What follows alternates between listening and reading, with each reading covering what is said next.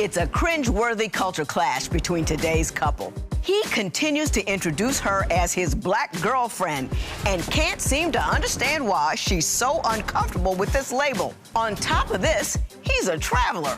Although they're now the mom and dad of 2 children, I'm hoping to understand why she still wants to be his wife. Divorce court is now in session. The Honorable Judge Lynn Toller presiding. Good day, ladies and gentlemen. I'm here today with Monica Hugle and Joshua Weldon. The 2 of you have been together for 6 years, and you have 2 children together. Am I right about that? Yes, ma'am. And you have some children by a previous relationship. Yes, ma'am. Ms. Hugle, tell me a little bit about how you 2 got together. To be perfectly honest, we met on a dating app with the premise of what a dating app is, just to hook up. So we didn't have any preconceived notions. But when we first met each other, that spark was undeniable. And so when, then that's when we decided to maybe think about extend the extend relationship a bit. Exactly. And then once you do that, then you start going into your personality and different things, and that's where the differences came in. Yeah, what differences? I see one. You're black and he's white, right. but list some others. Actually, even deeper than the main one that you see, the obvious one that you see, was that strong in our situation because I'm from California. I'm from San Diego. I'm used to diversity. So, being with somebody of a different race is not something that is a big deal for me. It's whoever. But by him being from where he's from, the country, small towns, where in actuality, I really believe that I'm the only black person that he's really ever known in his life. Now, Mr. Weldon, is she the only black person you ever known? Pretty much. For real? That can happen. You live in a small town, don't travel much, that can happen.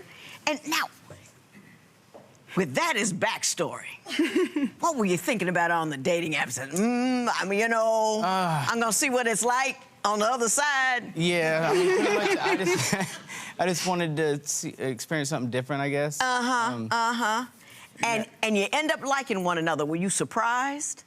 Definitely. And she was way different than I expected when I met her.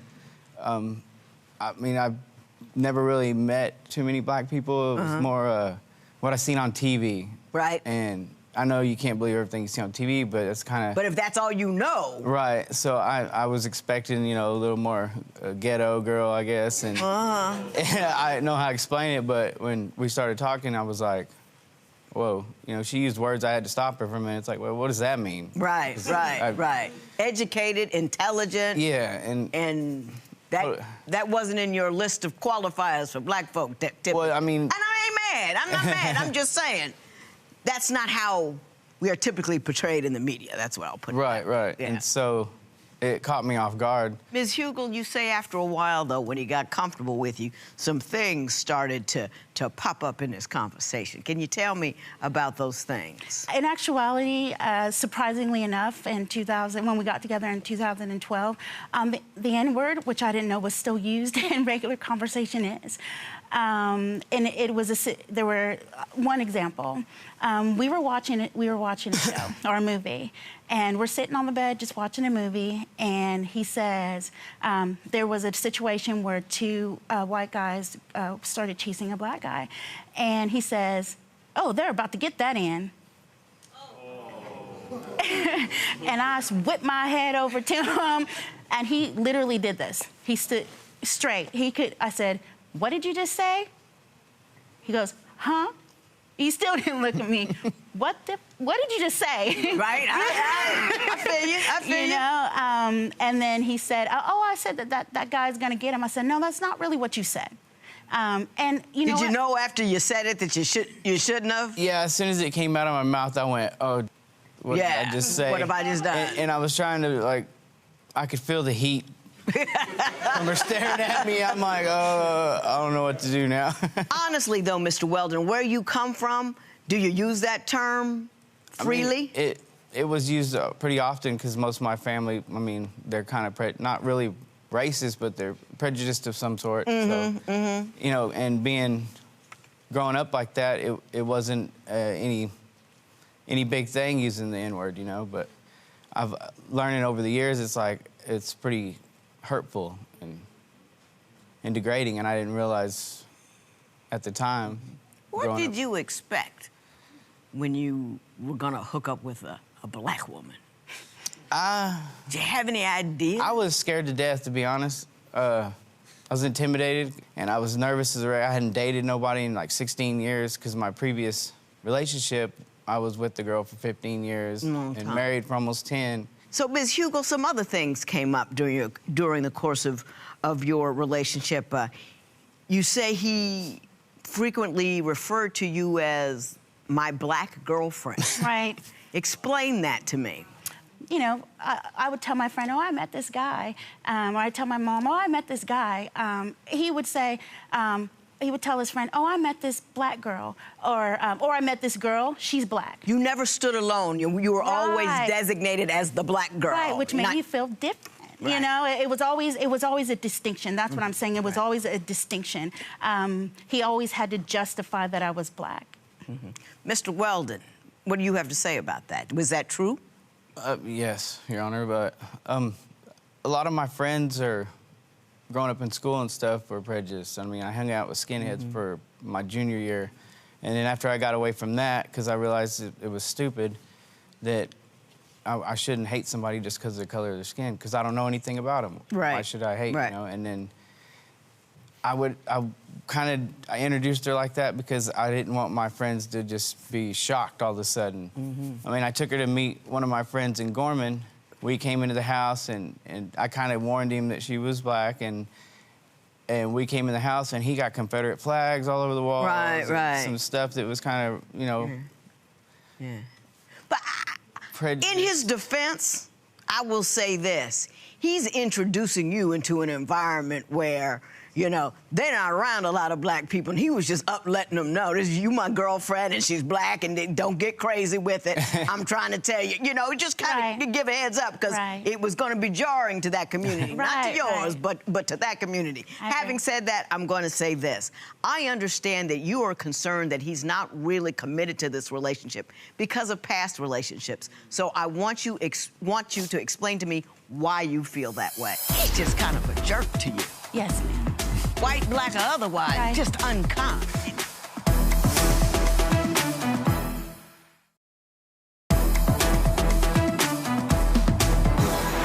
So, Ms. Hugle, what gives you concerns with respect to his commitment to this relationship? There was always an arm's length distance kept between me and his family, between me and his life. Granted, you know, when I did meet him, he was coming out of a relationship, a marriage. And, you know, I actually was, okay, well, I'll be there as a friend for you. And coming out of this marriage, it devastated him. Ms. Hugle, I'm going to interrupt you. You're talking about a lot of things that are perfectly true and interesting. But I want to tell you what stuck out to me. He's just kind of a jerk to you. Yes, ma'am. White, black, or otherwise, just unkind. Absolutely. And I want you to tell me some of the things that he's done, because the back of my hair is already up. Right. Back of my head. The hair on the back of my head is already up. When I was pregnant, I needed a lot of help. I was at a risk pregnancy. I'm an older, you know, in the terms of being pregnant, I'm an older pregnant woman. Yeah, okay. What didn't he do? He wouldn't come home sometimes. I spent the first 3 months of my pregnancy in bed because I literally couldn't get up. And didn't you text him one day and say, look, I'm hungry, I can't get up, I can't get any food, I'm bedridden, and he just didn't do it? One day, that happened very often. Anytime I was hungry, he was the only person that could help me. And in many cases, it was me texting him saying, please come home, you know, or can you bring something to eat? And, you know, maybe 2 days later, you know, that to me, 2 days is a long time. And wouldn't he leave you alone with a sick baby while go out drinking with his friends? Yep. My baby ended up having some health issues. Right. And he was boozing. Yeah. And when you were pregnant with the second baby, wasn't he talking to other women? That happened the whole relationship. But I didn't find out. I didn't find out the seriousness of it until as time has gone on. So yes. Your son was so ill that you had to quit your job to care for him. And did he say to you, "So what? You just giving up now?" Yes. Well, because I had to quit my job. Of course, that's causing some financial issues. And so I looked at him. Hey, you got to help me with some of these bills. You know, I've done everything I can. I've gone through all of my resources. So when I was kind of angry that he was like, "Well, why don't you go do this? Why don't you go do this?" I'm like, "Now it's time for you to do this." Do something, right. He actually said to me, "Well, what, are you just going to give up?" I got you. Mr. Weldon, that's a whole lot of incoming. And I'm going to give you an opportunity to defend yourself. What's with all the disregard? I was a jerk at the time. I didn't understand. I have a hard Well, have you unjerked yourself? Yes, ma'am. Yes, ma'am. How did you get de-jerked?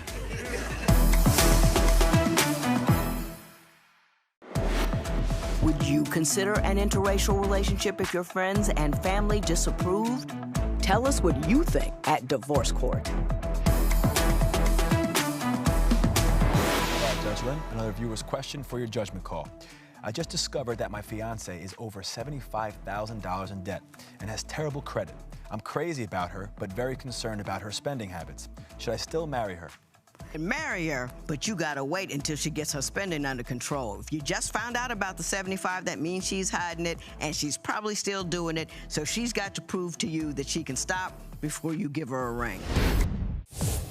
If you would like your case to be heard on Divorce Court, call us toll-free at 1-877-311-2222 or log on to our website at divorcecourt.com. Miss the show? Watch full episodes on our streaming platforms, and for exclusive content, go to Apple TV. Mr. Weldon, is all the things Ms. Hugle just said about you accurate? Unfortunately, they are. Okay, talk to me about that. She would tell me I'm still hung up on my ex. And I didn't think I was at the time, but you know, recently I've realized she's been right about it, and I regret some of the things I've done, and I can't change what has happened in the past. But what's with all the disregard? I mean, I think all of those things, when you stack them up together, is you actively saying to her, "You're really not that important. You're really not that important." And I want to ask you if you have any insight on why you felt the need to keep telling her she's really not that important. I was a jerk at the time. I didn't understand. I have a hard. Well, have you unjerked yourself? Yes, ma'am. Yes, ma'am. How did you get de-jerked? At the time I was doing a lot of stuff I had a drinking problem, and I was sometimes not in my right mind. And I mean, I can't blame it on that totally, but I went through an old cell phone, and I was reading some of the text messages that had gone back and forth between us, and I sat there and I just couldn't believe the things I did and said to her that she's done nothing but help me, and all I did was treat her terrible. I mean, he told another woman that he loved her and sent pictures of your children to her. Is that true? It was on my birthday. He was speaking to another woman, and he had told her, she'd asked, "Well, do you have any feelings for this person?" Because he had just called me his baby's mama kind of thing. That's how he would refer to me. And she asked, "So, how do you feel? Or are you ever going to get back with her?" And in the message, it said, "No, I don't love her anymore. I don't have those feelings for her anymore. It's all about my kids." And then proceeded to send pictures of our kids. Mr. Weldon, did that happen too? On my birthday. Yes, ma'am. How long ago was that? Last year. On my last birthday. Okay, let me ask you. You got 2 kids together, so I'm seeing it a little bit. But why didn't you break camp earlier?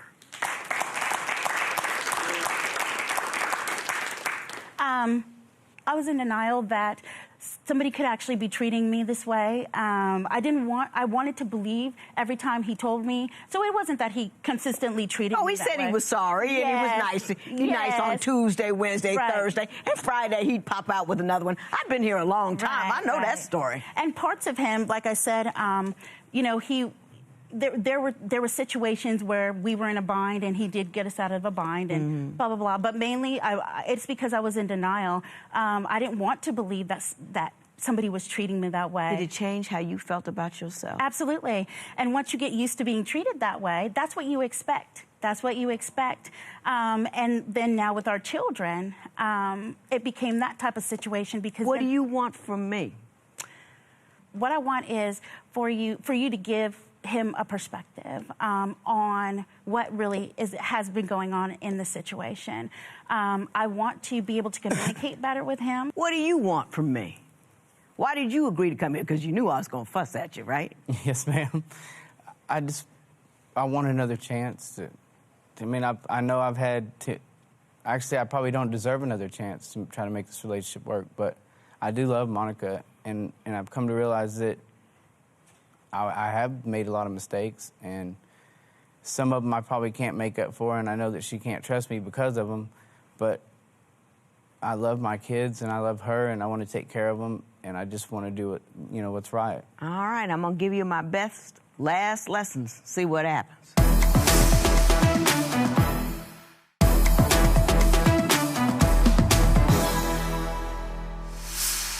Let me tell you what happens to a woman when you treat her like she's nothing every other Tuesday.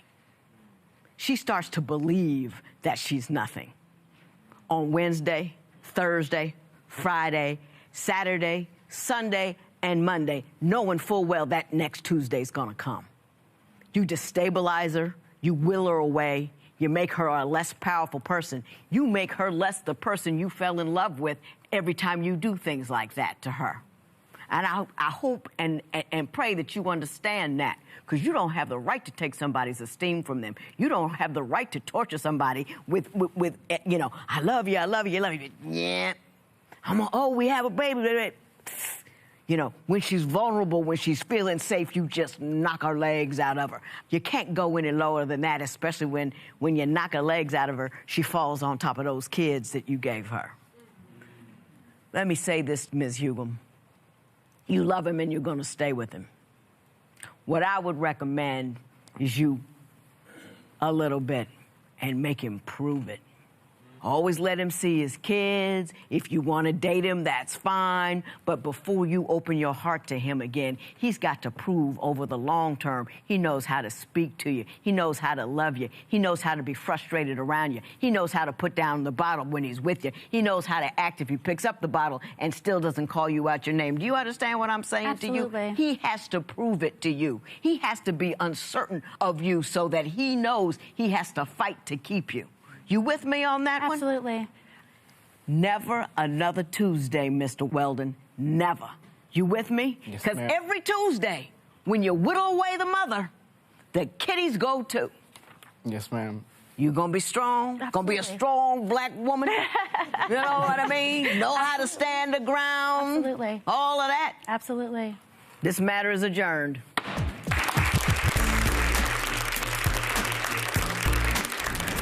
Why are you willing to forgive him?